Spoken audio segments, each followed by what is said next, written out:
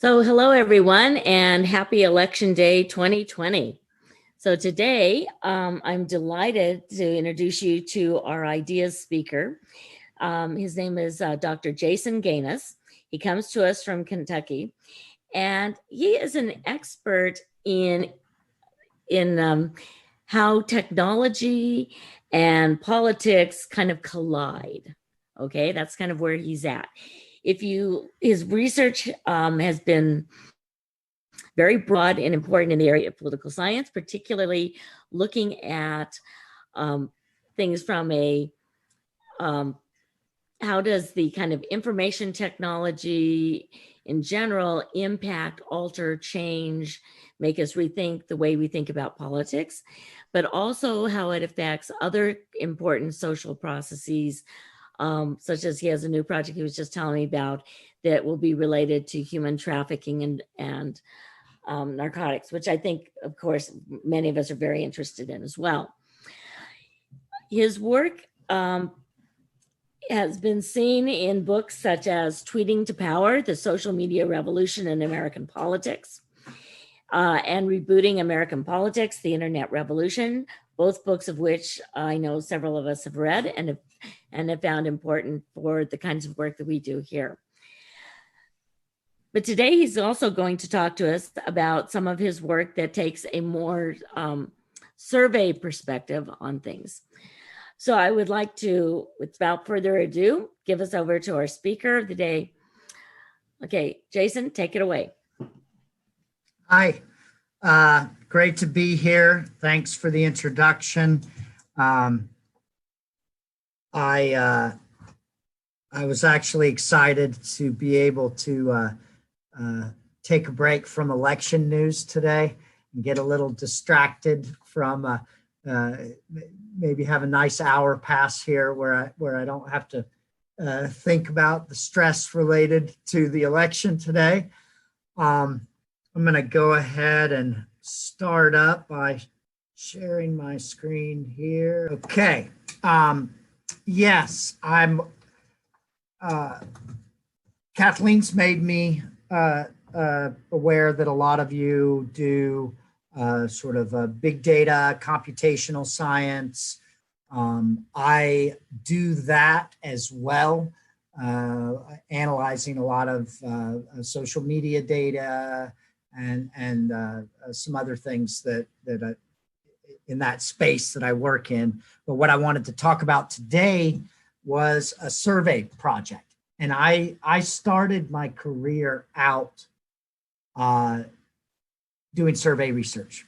And I've continued to do that even throughout the sort of expanding to larger content projects. But what happened, I was fortunate enough that I got into studying digital communication effects on politics sort of early. I wouldn't call myself first wave scholar on this, but maybe early of the sort of second wave of people looking at these things. And over the years, I found the questions that I was most interested in started leaving the US context, which is where my research for years focused on. And I started looking at how digital media shapes citizen behavior and attitudes, in particular in those countries that are less than democratic. And this is where this project took off. I've done surveys in Malaysia, the Philippines, Kazakhstan, and then done secondary data and analysis in countries around the globe. But we were fortunate enough to be able to do a large survey in China. And I want to preface this presentation by saying a couple of things. The first, as you can see from the title, which is probably not surprising, is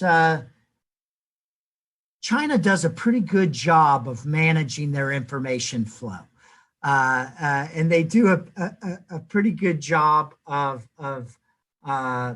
maintaining legitimacy of the government through their strategy. And so I like the punchline. I'm going to go ahead and give you the punchline is China's winning this battle.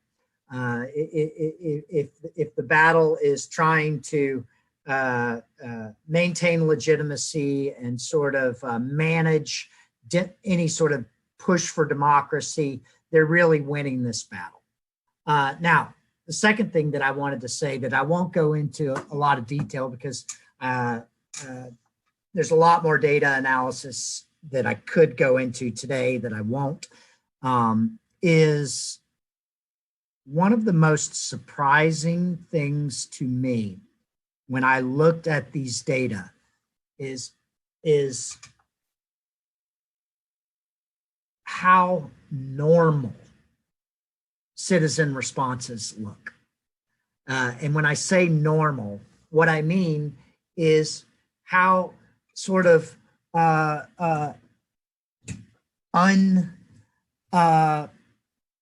remarkable they were. If I took the same set of survey questions, we asked questions about how much trust people have in government, how much they consume media, how much they exchange, how much they politically participate, political media consumption, just going down the list, a really large survey. And what was so surprising to me is if you took out the questions that were specific to China, like that would have told me that these data came from China, the distribution on all these responses looked like here. They looked like, the citizens, like I didn't look at these data and think, oh, this is an oppressed people. And so I think some of the assumptions that a lot of Americans have about the way people feel and the conditions in China. Now, look, I want to be perfectly clear that the way that China manages its citizens and the way they control information, the restrictions that they have, if Americans lived under those conditions, we would probably respond to these questions very differently. That said, the context sort of changes everything. And so it was just amazing to me to see the wide variety of responses, low levels of trust, high levels of trust in government, high levels of satisfaction with government, low levels of satisfaction with government, much like what you would see in citizen responses in a westernized democracy. And so that was fascinating to me. Now, like I said, I won't go into everything that we've looked at, but we've currently just finally finished up the book project and are about ready to send it out for review. But what I wanted to do today was sort of pick out some of the highlights to focus in on what I think the main contribution of our research here is. So we started off from the general premise that as the world globalizes and as our information environment globalizes and combined with the size of China, the just mass population, it's a difficult task to maintain a legitimacy in an authoritarian regime when you have that many people. and sort of dealing with the new challenges that the internet presents. Access to Western media, including not just political news, but television shows, entertainment, newspaper, everything. All the access to the flow of information presents challenges. And so we really wanted to dig in to find out how can they maintain legitimacy in the new digital age, and specifically what are they doing to manage the information flow. And then finally, I don't have listed here, but is it working, right? And again, I'm going to argue that it's absolutely working. So what's the challenge? If we look at research around the globe in both Western contexts and in more authoritarian regimes, the internet, through the ease of which people can access information, empowers citizenry. It gives people the opportunity to exchange information in a way that diminishes state control. The states lost the monopoly over mass media. They just don't have the control. And I want to go back to with the size, the sheer magnitude of trying to deal with all of the individual flows in such a large population that China has to deal with. They can't manage it through purely restricting it. I mean, we all know there's many ways around proxy servers, VPNs, where people can access information by what we'll call it outside the Chinese internet, right? So, and this is going to be critical as I move forward. We think of there's the Chinese internet, and then there's the internet that's over the Great Firewall of China, right? And so we have two different internet worlds, and the state does not have the control over that flow like they would have it prior to the digital era. Citizens can more easily mobilize. There's a research Gary King and colleagues have looked into. One of their big projects examined how China seems to prevent people from organizing, but don't necessarily prevent people from expressing dissent. And we're gonna dig into that even a little deeper. Most of their data was sort of aggregated, not individual level data. So our argument here, let me see if I missed what I wanted to say at the end. Now, okay, so all of this, like the new digital environment presents a threat to their legitimacy. How are they going to manage all of the opportunity for dissent? Okay, and we build this argument out of some existing theory of how we think they do it. And there, let's start with the existing theory. This was just fascinating stuff to me when I got, my colleagues who I'm working with this on Rungbin Han, who's at the University of Georgia, and he's, I would say he's the more context China expert on the project, along with Andrew McDonald, who's at Duke Kunshan, their campus in Kunshan. And this theoretical framework called rightful resistance is fascinating. And it's so clever. The idea here is that and it's not just in China that this is done, but I think they're probably who started it, is this Chinese central government realizes that you can't keep people from having from dissenting. You can't keep people from having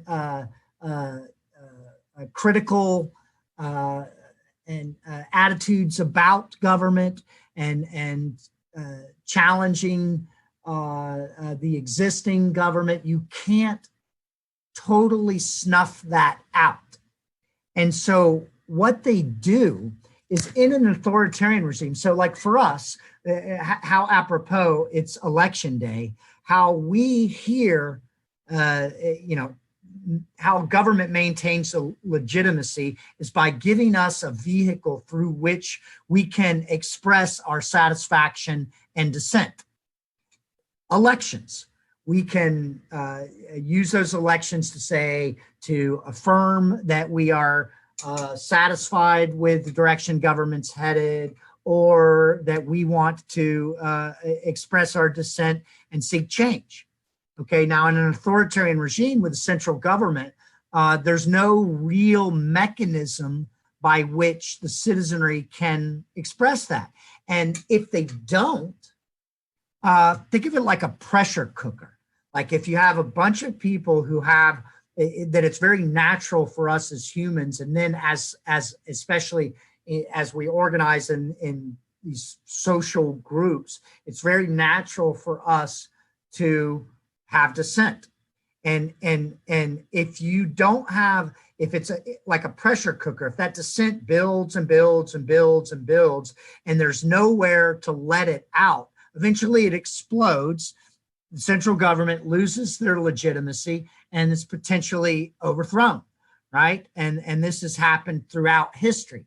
And so what China does is they say, okay, let's give people the right to resist, just not against the central government. Let's make it against local governments. And then, and so then what they do is they actually create these institutions where people can file complaints and can even sue. They can sue their local government, and then the central government comes in, and in those instances where they may decide to side with a citizen suing or a citizen filing a complaint, and then they reprimand and or fire, change the local government, and in doing so, it reaffirms their legitimacy and releases pressure by giving people the right to resist.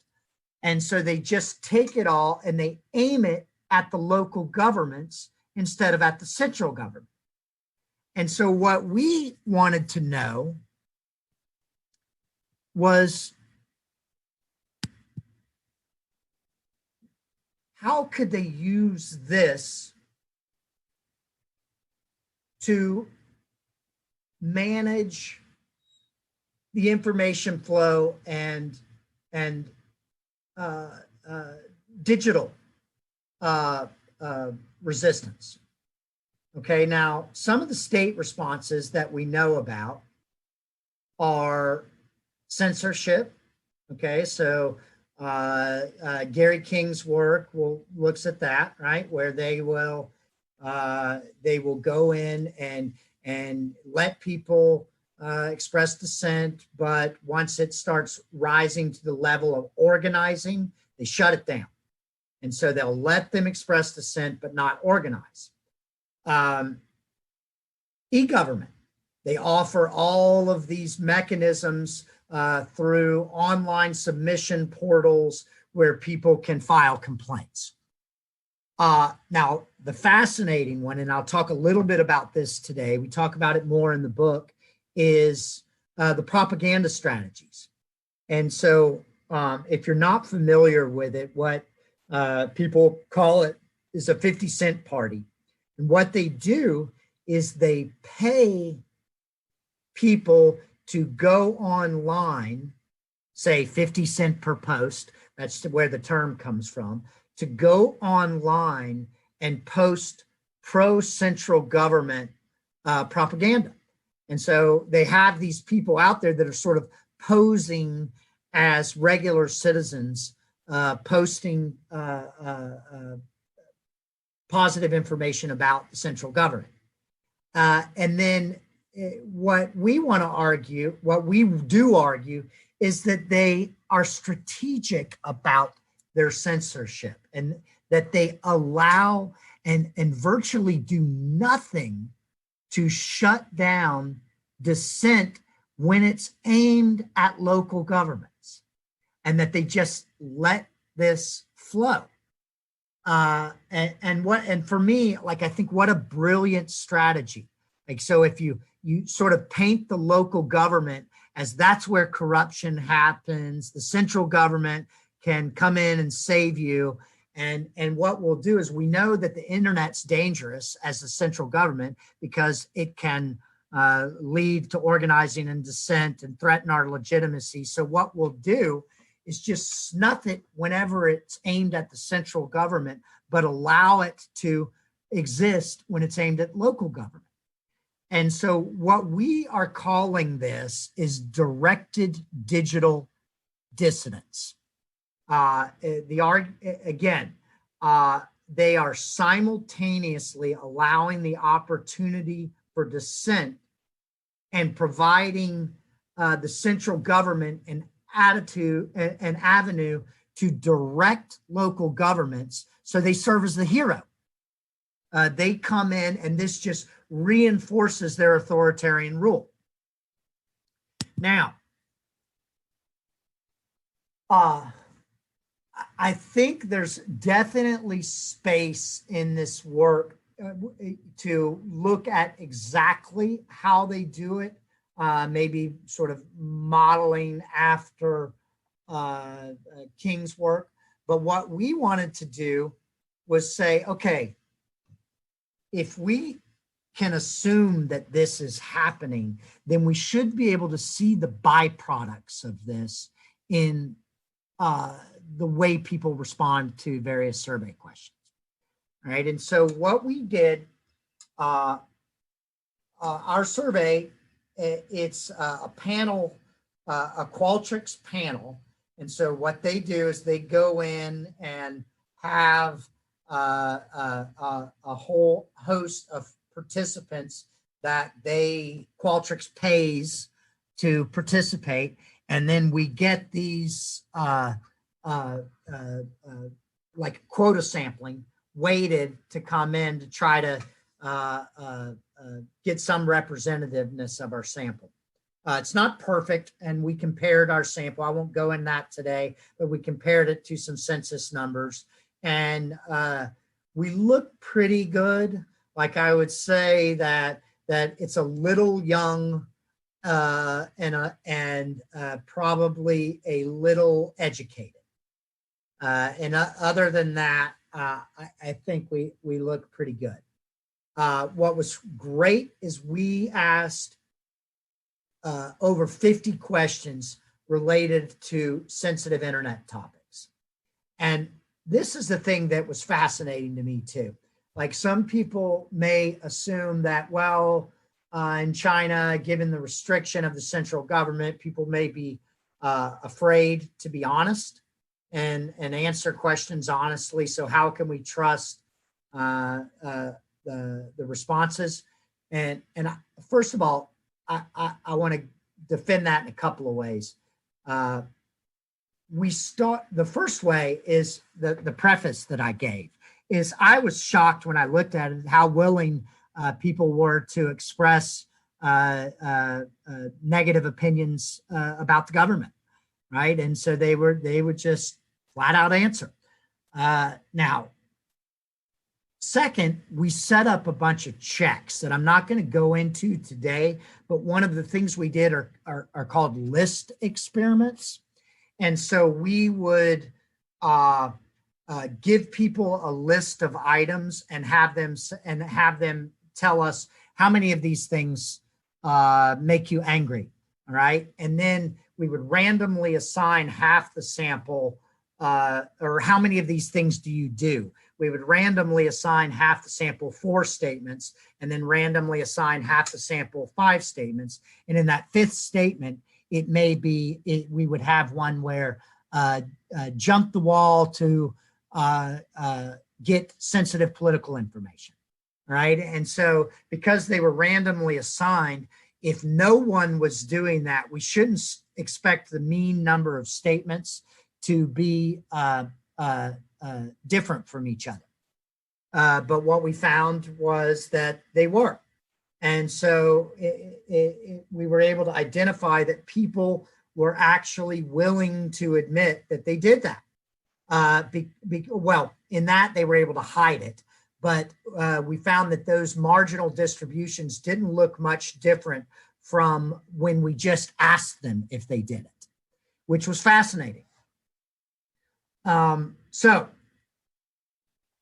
the selected results that I'm going to go through here over the next few minutes, I think I've got about maybe 10 minutes here, is I want to look at encounters with critical information. So what, how frequently are people coming across information that is critical of specifically the local governments? Next, what's the relationship between internet use and local level protest attitudes, and how does the critical flow of information shape that? Where does the critical flow come from? Social media. And what happens when we look outside the Chinese internet and look over the wall? So, like when I said that it was surprising to me how much citizen responses looked very much like I might see anywhere. Is we asked them straight up, how often did they see stories that were critical about the local government? And what we found was that quite a few people said they saw these things. All right. So 12%, a lot, very often, 31% often. So we're pushing half of our sample claiming that they see critical stories about the local government frequently. All right. Now, perhaps even more surprising is that 20%, when you collapse these two categories, often and very often, roughly 20% claim that they're actually posting and expressing dissent about the local government on the internet. And for me, as I went into this, not necessarily a China expert, that was perhaps higher than I would have estimated. All right. So we were also interested in the frequency in sort of how aware were Chinese citizens that the central government has people out there promoting propaganda, about positive propaganda about the central government. And so we did list experiments on this too to compare, and the marginal distributions were similar. But we found that it was interesting that, for me, the interesting thing was that 23%, almost 24% didn't know.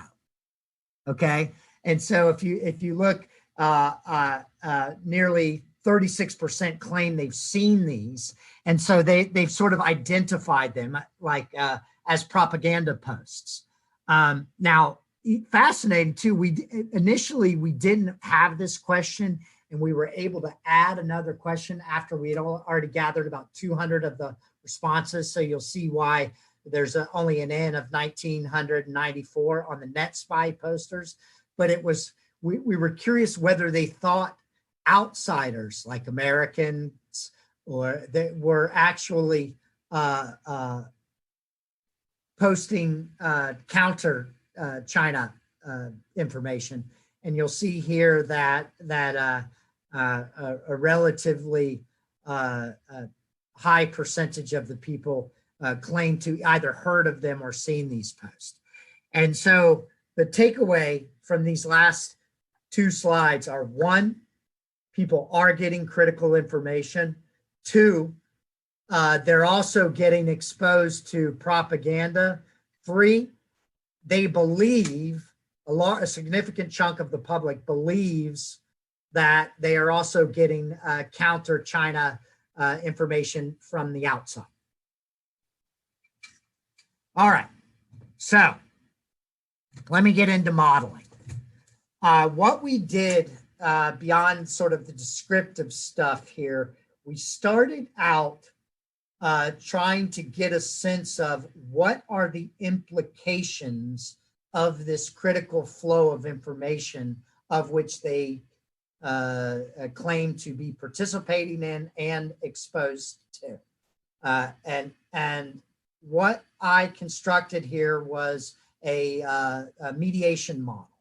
I was interested in testing the sort of path of internet use to actual local level protest. And so if the Chinese government is allowing this flow of information critical of the local government, does it actually end up resulting in protest?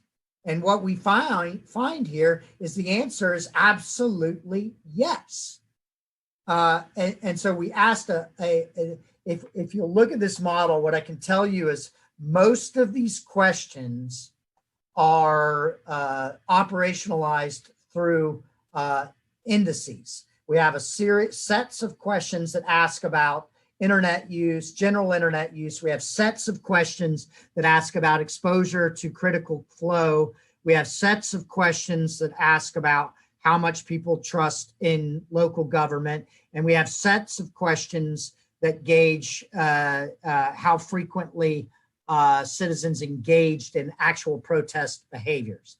And then we have all of these control variables. How much do they trust traditional media, interest in politics, whether they're a member of the Communist Party, whether they, how urban they are, socioeconomic status, gender, age. And as a mediation model, what I was able to test here is whether or not the relationship between internet use and local protest is mediated via whether or not people are exposed to this critical flow and how that shapes their degree of trust. And what we found is the more people use the internet, the more that they protest, if that at least the model, because those are both statistically significant, we are able to identify that at least partial part of the relationship between internet use and local protest is mediated by critical flow and its relationship through local trust. And so the takeaway, forget the modeling and sort of step back here, is think about what we're talking about. We are arguing that the Chinese government is openly letting people engage in these critical, these information flows that are critical of the local government. And what we're able to do is take a snapshot here of what the consequences of that are. And the consequences are that people protest against the local government. And from the Chinese government, the central government's perspective, this is good for them, because then it's not aimed at them. And then oftentimes then they may be able to come in and respond to these protests in ways that, again, allow them to be the hero and maintain their legitimacy, maintain their authoritarian rule. Okay, so if this relationship between protests and internet use is being largely accounted for by the frequency with which people are exposed to critical information, we wanted to know just exactly where on the internet are they getting this critical information. And not surprising, it's social media. And so we have several questions that ask about the frequency, different types of social media, Weibo, WeChat, what they use. And we found that there was a strong positive relationship between using social media generally and being exposed to critical information. And so that means that if people are claiming they have seen and or posted information, where this is happening is social media. Not surprising. But then what we tested here, if you look at these positive coefficients in protest A and protest B, is the first model looks at the relationship between social media and protests while holding all of those other variables constant, without controlling for critical information. And what you can see is there's a modest positive information or a modest positive relationship. But once we add that critical information control, it completely accounts for any variation in protest behavior explained by social media. And so social media in general is not jacking people up and making them want to go out to protest. It's dependent on whether or not they are being exposed to that critical flow via social media. Okay, so what have I told you up to this point? I've told you, one, the Chinese government is allowing a critical information flow if it's pointed at local government as opposed to the central government. Two, that flow is real and happening, and it encourages people to protest against the local government. And so what we wanted to do next was test, that's all fine and dandy as long as we're talking about the Chinese internet. But the threat to the Chinese government, so maybe they're managing the Chinese internet fine, but they can't manage all of the information flow over the wall. And they can't necessarily manage whether people are getting exposed to that information. What was fascinating to me is we were able to straight up ask people whether they jumped the wall, how frequently they did. We tested whether they did it to get political sensitive information. We also, I won't talk about this here, but we also found that that Chinese were more likely to jump the wall to get porn than they were to get sensitive political information. But that's another project. So what we were interested in was, okay, so let's say that Chinese government is allowing this flow and it seems to be working well, pointing protests toward the local government instead of them. What happens for people who wall jump? All right. And what we found here, if you look at this, the top of this model, is that even holding constant how frequently they use the internet. And so like the more frequently people use the internet, the more they tended to support the central government. But the more frequently they jumped the wall, the less likely they were to trust the central government. And so what's fascinating here and is like you would think, okay, there's the threat. The threat is people are going to jump the wall, and this is going to lead to a lack of trust what in government and potentially threaten the legitimacy of the regime. What I wish for some reason it's not showing up on my screen. Can you see that interaction term at the bottom of the screen? I guess not. That's okay. This is where it gets interesting, okay? What we test here was, okay, if we're having these diverging effects where the more people use the internet in general, the more trusting they are of the central government, but the more they jump the wall, the less trusting they are. What happens when we interact these two things? And what we find here, if you look at this, this is just, it's the same model you were just looking at, but with an interaction between wall jumping and frequency with which people use the internet. And so this outcome variable, this is the linear prediction of trust in government on the y-axis.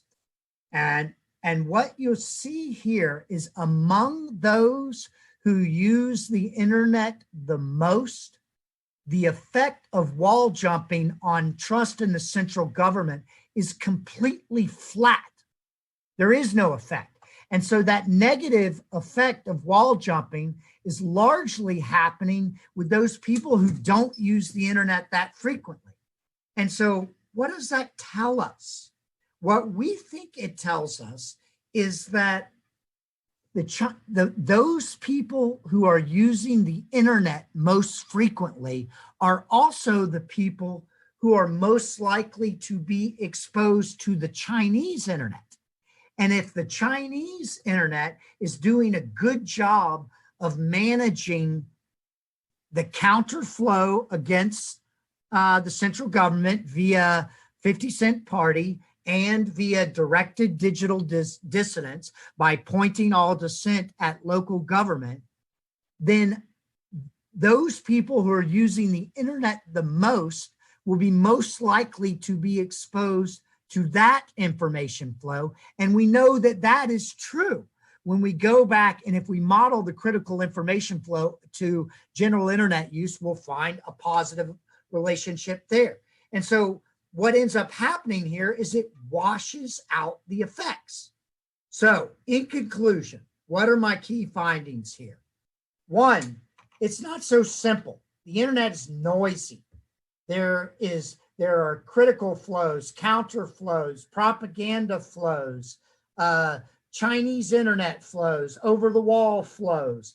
This is all, there's so much going on that it can run people in a bunch of different directions. But it seems like the Chinese central government has a real grip on this.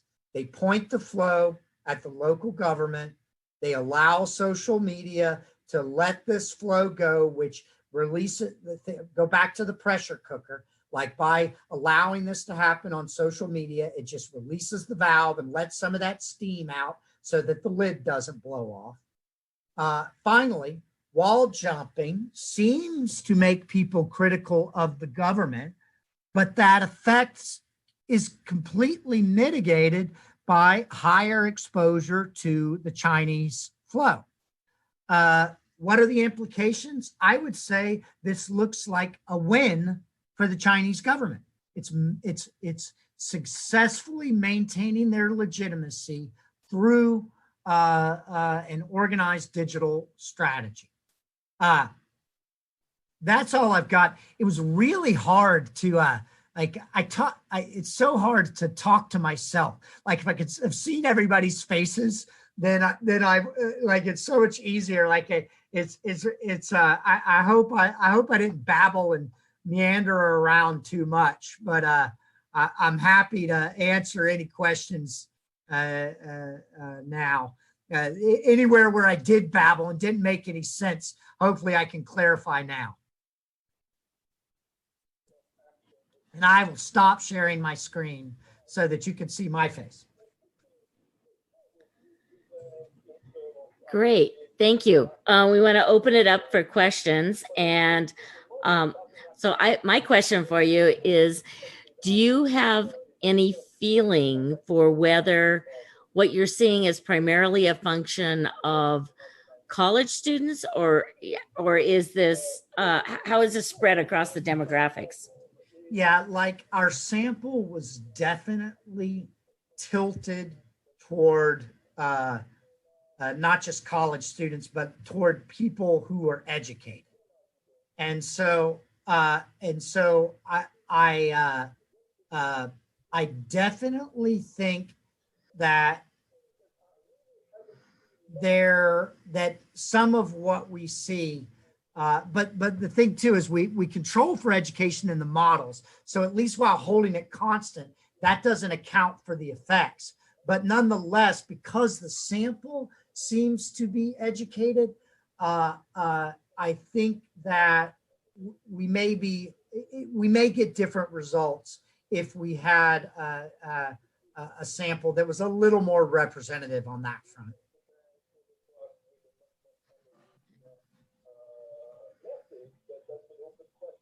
And I can't remember if I'm sure I did some interactions and looked at whether or not education, whether or not the effects were higher or lower for those with more or less education. Maybe I did, but if I did, I can't remember the results.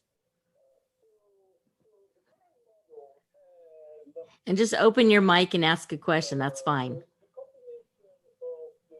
So I don't know if you had mentioned this, or I might have missed it, but I know you had done all these surveys on all of these people, but have you? I mean, like there are people from China here in the United States.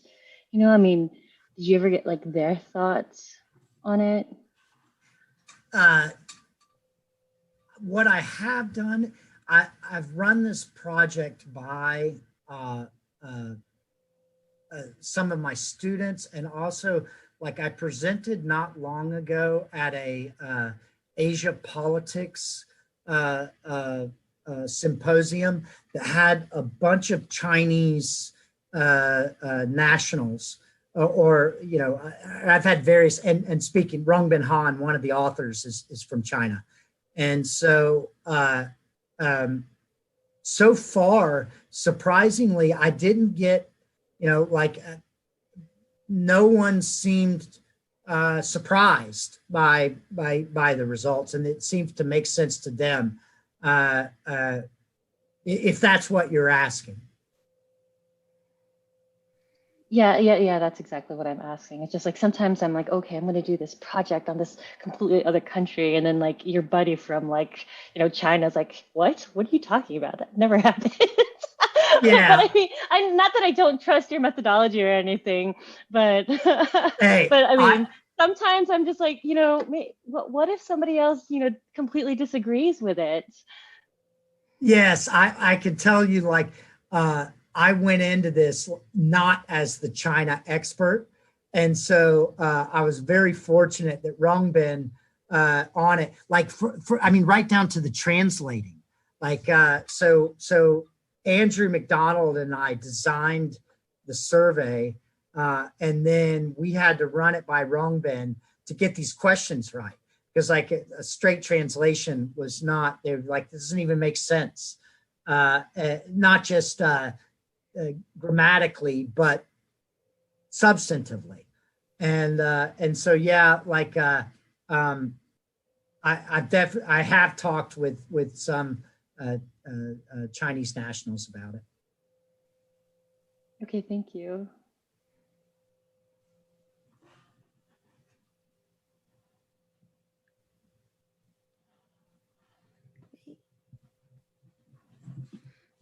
For me, the whole thing, like if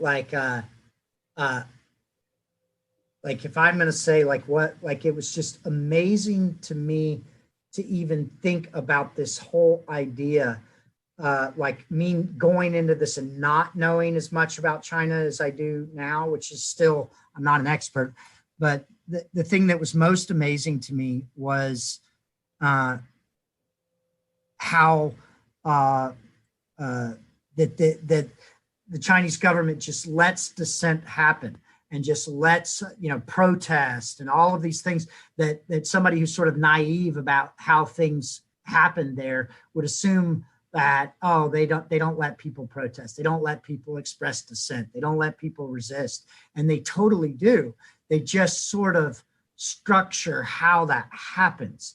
And in a way, like frankly, to tell you the truth, I find like the whole thing amazing. And I'm not so like, while for me as an American, like, of course I value democracy, but like going through this and as a critical thinker, I had to sometimes sit and think, well, like, what's to say that that sort of managing information flows in some way it doesn't do a better job of maintaining peace. And if I'm looking at these data, and so if I step outside of the assumption that it's a good thing for me to be able to say and do and whatever I want, sort of freedom of speech stuff, and if I set that assumptions aside and then ask, well, does this work? Like, is this an effective way of managing resources and providing citizens with the things they need to be happy people? And going into this, it made me rethink and question some of my own assumptions about things. At least it give me some uncertainty about whether or not I think free information flows are always a good thing. I think we could argue right now in this country. Are we so sure about that? So this framing, I think, raises an interesting question, which is, if that's really the strategy, it seems as though it's also a kind of high risk strategy, because all it would take is a little bit of redirection and suddenly all of this experience and practice in how to protest would now be redirected, perhaps not all the way at the central, but moving up a level or moving up a couple of levels. So are there any distinctive tactics or techniques that are used to prevent that kind of redirect? Because that seems like an obvious risk. Yeah, I think that how they do it, it's the institutionalization of it. And so what they do, it's all the e-government, is they literally have it set up so that you can go in and express your protest through formal complaints and through lower level courts where you sue. And so so what I think they do is they give results. And so that I'm totally with you that how they manage that risk is by the results. So they come in. That's the critical part of the framework, is that it's not just, they are actually responsive to the protest. And so that's a very different thing than, say, here. Like here, the wheel in a regime, in a democracy with all kinds of checks and balances, we can protest, and our government's response to it, if any, is extremely slow and difficult. They can come right in and deal with it. And so in those instances, probably where they see that it could move to that, they just go in and address the complaint. And then it immediately quells that dissent. And I think too, I don't want to, is that they also, if they see this dissent starting to organize toward and pointing toward the central government, they censor that stuff. They pull that stuff right off the internet. Yeah, I want to pick up on that on the censorship side, because one of the things we've seen in another talk and other research on censorship is that the Chinese government lets a certain amount of dissidents and so on go on in social media, but if it gets too high, they start censoring it, and so they maintain it at a low but heard level. And I was wondering, is there any evidence that you've seen of censorship on the other side of actually stopping people from even going in and jumping the wall, that they're like cutting off their internet accounts or anything? I am certain that that probably happens, right? Like, I mean, I know that in I where I have more knowledge of this is in another context, which is Kazakhstan, where they when it starts getting hot, they flat out shut down the internet. Yes. I don't think they are as sophisticated yet as China at trying to manage this flow. I sometimes I wonder though, like doing this research, like I think so we're about to send this out and the normative implications, because basically what our research is suggesting is, look, here's a plan for authoritarian regimes of how you could help manage your flow of information and maintain authoritarian legitimacy. And so I'm like, how do I, like, there's me as a scientist for me, I'm just interested in the way that it shapes how government and behavior happens. But on the other hand, I'm like, are we actually just trying to look under the hood a little bit by looking at the byproducts and saying, here's how you can oppress people? And but if we think that's what it is, it's not the answer to your question. I just your question made me think about that. But as far as the answer to your question, Rongbin would know more specifically about that in China, but I have definitely seen that in other Asian contexts.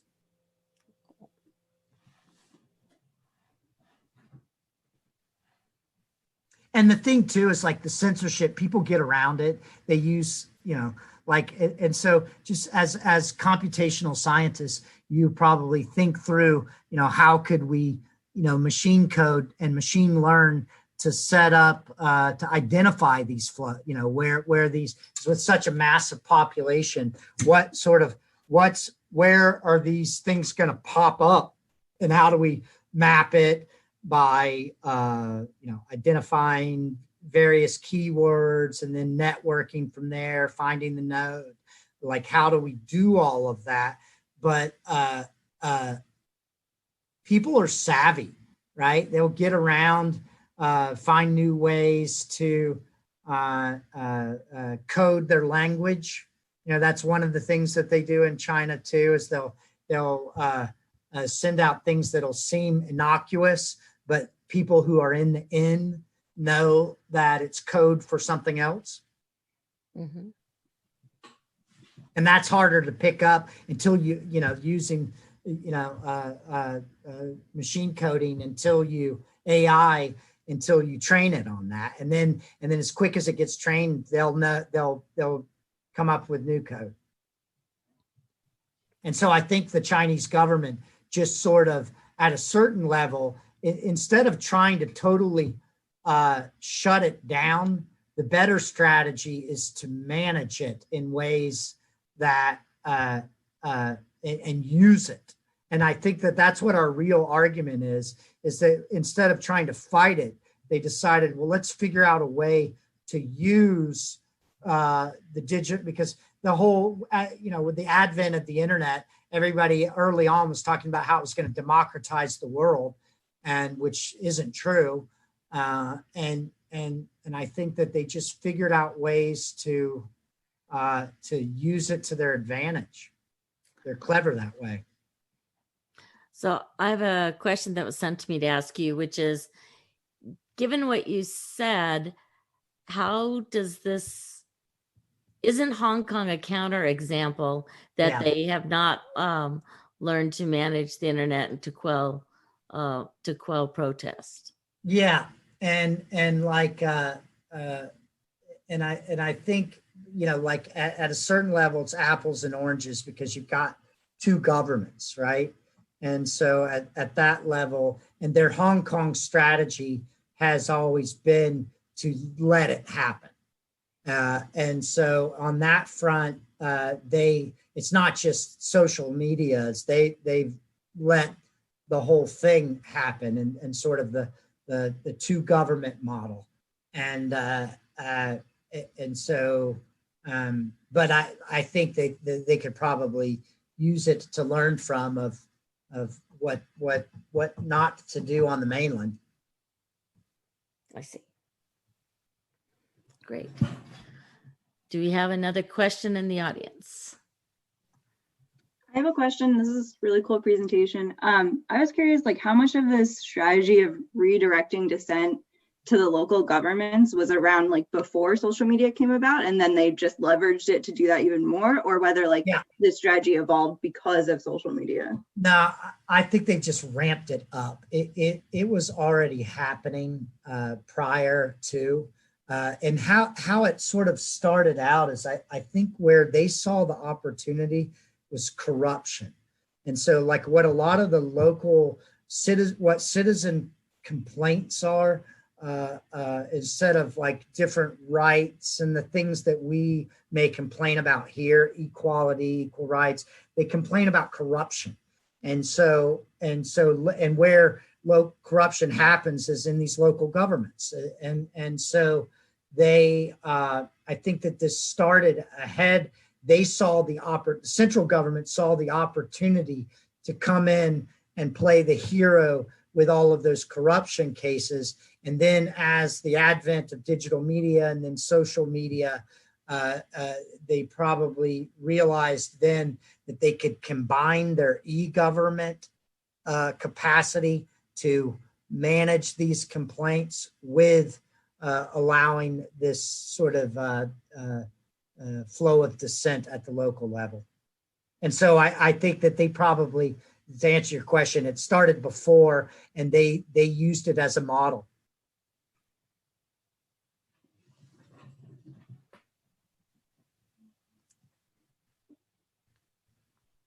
These are great questions. We have another question from the audience.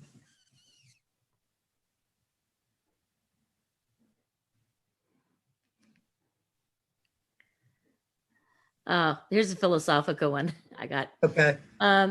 If you were to go back in 10 years to rerun a survey there, how, given the way you think China is evolving in its prominence, how would you change what you were asking?